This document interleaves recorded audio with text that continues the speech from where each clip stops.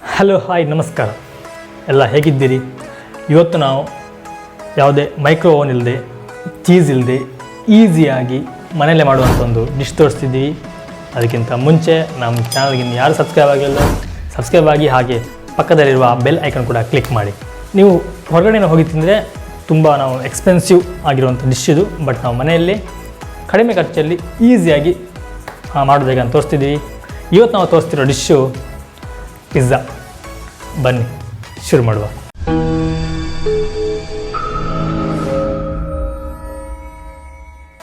ಮೊದಲಿಗೆ ನಾವು ಬೇಸ್ ತಯಾರಿಸಬೇಕು.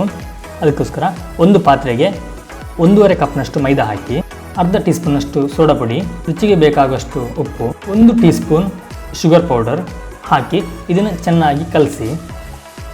ಇದು ಚೆನ್ನಾಗಿ ಮಿಕ್ಸ್ ಆಗಬೇಕು.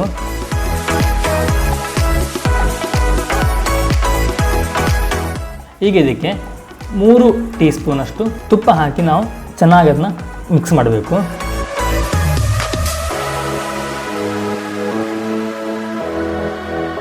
ಅರ್ಧ ಕಪ್ಪಷ್ಟು ಮೊಸರು ಹಾಕಿ ಚೆನ್ನಾಗಿ ಮಿಕ್ಸ್ ಮಾಡಿ,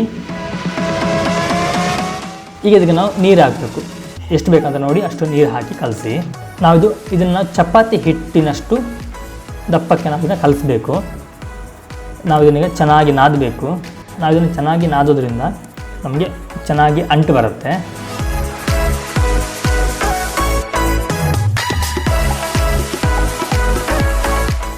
ನಾವಿಲ್ಲಿ ನೀರು ಹಾಕಿ ಸ್ವಲ್ಪ ಜಾಸ್ತಿ ಆಯಿತು, ಅದಕ್ಕೋಸ್ಕರ ನಾವು ಪುನಃ 1 ಸ್ಪೂನ್ ಮೈದಾ ಹಿಟ್ಟನ್ನು ಹಾಕ್ತಿದ್ದೇವೆ.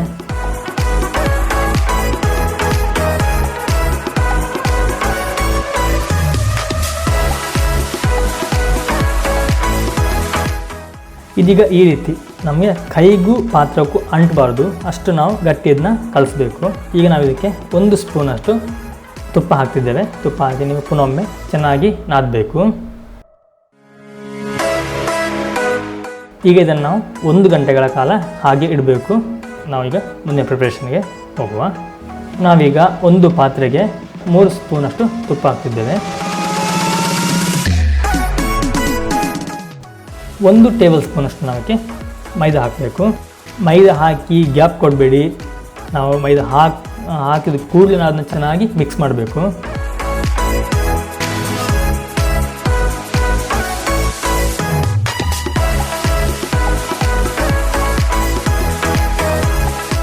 ನಾವಿಲ್ಲಿ ಅರ್ಧ ಲೋಟದಷ್ಟು ಹಾಲು ಹಾಕ್ತಿದ್ದೇವೆ. ಹಾಲನ್ನಾಗಿ ಚೆನ್ನಾಗಿ ಕಲಸಿ ನಾವು ಇದನ್ನು ಲೋ ಫ್ಲೇಮಲ್ಲಿ ಇಟ್ಟೆ ಕುದಿಸಬೇಕು.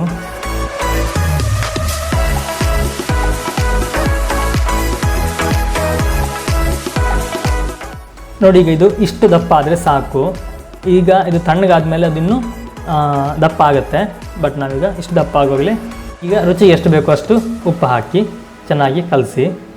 ಈಗ ನಮ್ಮ ಚೀಸ್ ರೆಡಿಯಾಗಿದೆ. ನಾವು ಇಷ್ಟೊತ್ತು ಮಾಡಿದ್ದು ಚೀಸು ಇದೀಗ ರೆಡಿಯಾಗಿದೆ. ಈಗ ಒಂದು ಪಾನಿಗೆ ನಾವಿಲ್ಲಿ ಪನ್ನೀರನ್ನ ಚಿಕ್ಕ ಚಿಕ್ಕ ಪೀಸಾಗಿ ನಾವು ಕಟ್ ಮಾಡಿಟ್ಟಿದ್ದೇವೆ. ಇದನ್ನು ಅದಕ್ಕೆ ಹಾಕಿ ಈಗ ಚೆನ್ನಾಗಿ ಫ್ರೈ ಮಾಡಬೇಕು. ನಾವಿಲ್ಲಿ ತೆಂಗಿನೆಣ್ಣೆ ಯೂಸ್ ಮಾಡ್ತಿದ್ದೇವೆ. ಇದಕ್ಕೆ ರುಚಿಗೆ ಎಷ್ಟು ಬೇಕೋ ಅಷ್ಟು ಉಪ್ಪು ಹಾಕಿ ನಾವು ಇದಕ್ಕೆ ಸ್ವಲ್ಪ ಮೆಣಸಿನ ಹುಡಿ ಮತ್ತು ಕಾರ್ನ್ಫ್ಲೋರ್ನ ಮಿಕ್ಸ್ ಮಾಡಿ ಹಾಕ್ತಿದ್ದೇವೆ. ಹಾಕಿ ಚೆನ್ನಾಗಿ ಫ್ರೈ ಮಾಡಿ. ಸ್ವಲ್ಪ ಅದು ಕಲರ್ ಚೇಂಜ್ ಆಗೋ ತನಕ ನೀವು ಅದನ್ನ ಫ್ರೈ ಮಾಡಬೇಕಾಗುತ್ತೆ.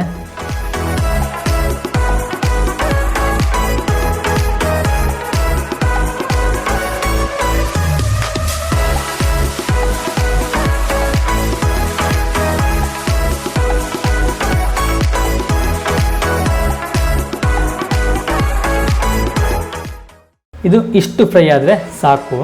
ನಾವು ಇದನ್ನು ಕಲಸಿಟ್ಟಿಗೆ 1 ಗಂಟೆ ಆಗಿದೆ. ನೋಡಿ, ನಿಮಗೆ ಕಾಣ್ತಿರ್ಬೋದು ಈ ರೀತಿ ಬಬಲ್ಸ್ ಎಲ್ಲ ಬಂದಿರುತ್ತೆ. ಈ ರೀತಿ ಬಬಲ್ಸ್ ಬಂದರೆ ತುಂಬ ಒಳ್ಳೆಯದು. ನಾವು ಇದನ್ನೇ ಇನ್ನೊಂದು ಸಲ ಚೆನ್ನಾಗಿ ನಾದಬೇಕು. ಈಗ ನಾವೊಂದು ಚಪಾತಿ ಮಣೆಗೆ ಸ್ವಲ್ಪ ಎಣ್ಣೆ ಹಚ್ಚಿ ಬೇಸ್ ರೆಡಿ ಮಾಡಬೇಕು. ಅದಕ್ಕೋಸ್ಕರ ನಾವು ಇದನ್ನು ಕ್ಲೀನಾಗಿ ಚಪಾತಿ ನಾವು ಲಾಟ್ತೀವಲ್ಲ ಹಾಗೆ ಲಾಟಬೇಕು. ದಪ್ಪ ಇರಲಿ. ನಾವು 1.5 ಕಪ್ಪಿದ್ದು ಹಿಟ್ಟು ಕಲಸಿಟ್ಟಿದ್ದನ್ನ ಒಂದೇ ಬೇಸ್ ಮಾಡ್ತಿದ್ದೇವೆ.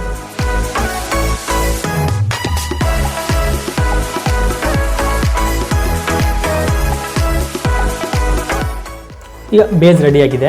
ಒಂದು ತಟ್ಟೆಗೆ ಸ್ವಲ್ಪ ಎಣ್ಣೆ ಹಚ್ಚಬೇಕು. ನಾವು ಲಾಟ್ಸಿಟ್ ಅಂತ ಬೇಸ್ನ ಇದರೊಳಗೆ ಇಡಿ. ನಾವು ತಟ್ಟೆ ಎಷ್ಟಿದೆಯೋ ಅಷ್ಟು ಅಗಲಕ್ಕೆ ನಾವು ಸ್ವಲ್ಪ ಅದನ್ನ ಕೈಯಲ್ಲಿ ಪ್ರೆಸ್ ಮಾಡಿ ನಾವು ಅಷ್ಟು ಅಗಲ ಮಾಡಬೇಕು. ನೋಡಿ, ಇಷ್ಟು ದಪ್ಪ ಬಂದರೆ ಸಾಕು. ನಾವು ಒಂದು ಚಾಕು ತಗೊಂಡು ಈ ರೀತಿ ಚುಚ್ಚಬೇಕು. ನಾವು ಆಲ್ರೆಡಿ ಮಸಾಲ ಮಾಡಿಟ್ಟಿದ್ದೇವೆ.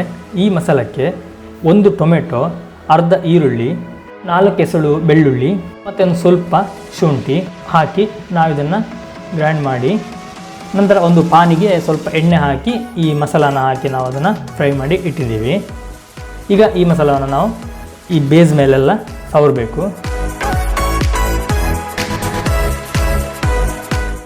ಈ ಮಸಾಲದ ಮೇಲೆ ನಾವು ಆಲ್ರೆಡಿ ರೆಡಿ ಮಾಡಿಟ್ಟಂಥ ಚೀಸ್ನ ಹಾಕಿ, ಚೀಸನ್ನು ಸಹ ಹಾಕಿ ಕ್ಲೀನಾಗಿ ಫುಲ್ಲಾಗಿ ಸ್ಪ್ರೆಡ್ ಮಾಡಿ,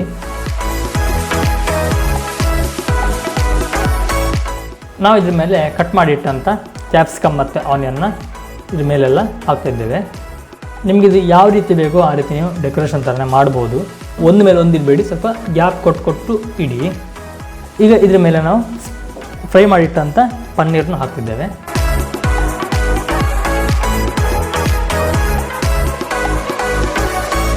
ಮಾಡಿಟ್ಟಂಥ ಚೀಸನ್ನ ಪುನಃ ಇದ್ರ ಮೇಲೆ ನಾವು ಸ್ಪ್ರೆಡ್ ಮಾಡ್ತಿದ್ದೇವೆ.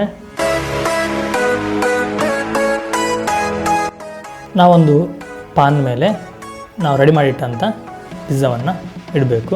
ನಾವಿಲ್ಲಿ ಹಳೆ ಪಾನ್ನ ಯೂಸ್ ಮಾಡ್ತಿದ್ದೇವೆ. ನಿಮ್ಮ ಹತ್ರ ಹಳೆ ಪಾನ್ ಇದ್ದರೆ ಹಳೆ ಪಾನ್ ಸಹ ಯೂಸ್ ಮಾಡ್ಕೊಳ್ಳಿ. ಪ್ಲೇಟ್ ಸಮೇತ ನಾವು ಅದರಲ್ಲಿ ಇಟ್ಟು ಇದ್ರ ಮೇಲೆ ನಾವು ಚಿಲ್ಲಿ ಫ್ಲೆಕ್ಸ್ ನಾವೇ ರೆಡಿ ಮಾಡಿಟ್ಟಂಥ ಏನೂ ಇಲ್ಲ, ಅದರಲ್ಲಿ ಖಾಲಿ ಮೆಣಸನ್ನು ನಾವು ಸ್ವಲ್ಪ ಒಂದು 2-3 ಸುತ್ತು ಗ್ರೈಂಡ್ ಮಾಡಿದ್ದಷ್ಟೇ. ನಿಮಗೆ ಆ ಮೆಣಸಿನದು ಪೀಸ್ ಸಿಗೋ ಹಾಗೆ ನಾವು ಫ್ಲೆಕ್ಸ್ ಮಾಡಿದ್ವಿ. ಅದನ್ನು ನಾವು ಇದ್ರ ಮೇಲೆ ಸ್ವಲ್ಪ ಸ್ಪ್ರೆಡ್ ಮಾಡ್ತಿದ್ದೇವೆ. ನೀವು ಖಾರ ಜಾಸ್ತಿ ಬೇಕನ್ನೋರು ನೀವು ಅದನ್ನು ಜಾಸ್ತಿ ಹಾಕ್ಕೊಳ್ಳಿ, ಖಾರ ಕಮ್ಮಿ ಬೇಕನ್ನೋರು ಸ್ವಲ್ಪ ಹಾಕ್ಕೊಳ್ಳಿ. ಮುಚ್ಚಿ ಅದನ್ನು ಸುಮಾರು 20 ನಿಮಿಷಗಳ ಕಾಲ ಬೇಯಿಸಬೇಕಾಗುತ್ತೆ.